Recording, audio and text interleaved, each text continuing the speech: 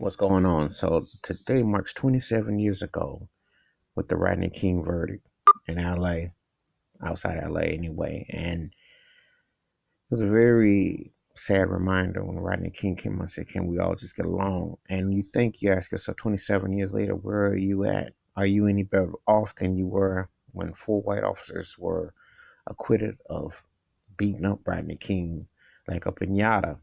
And then you fast forward to where we are with Black Lives Matter and police brutality and everything. And so it's arguably time goes by, but it feels like a twilight zone that you're still asking the same questions 27 years later. Seems just like yesterday when I remember when that verdict went down and how the reaction, and rightfully so, because I mean, that was a joke of a verdict when a man is clearly was being beaten left and right.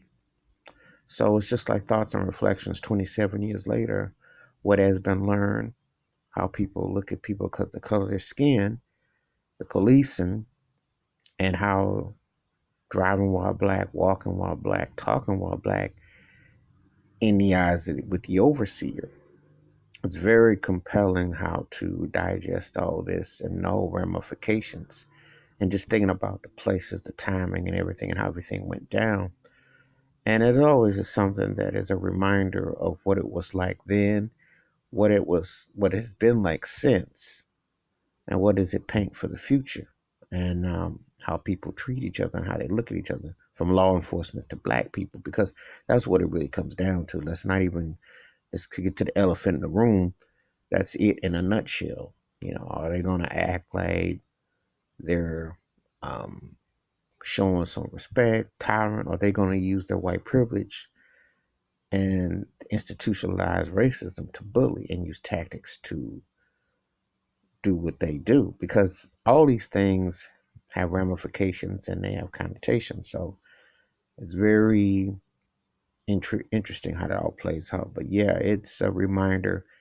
It wasn't not so long ago when that verdict came back and the reaction that was felt all over.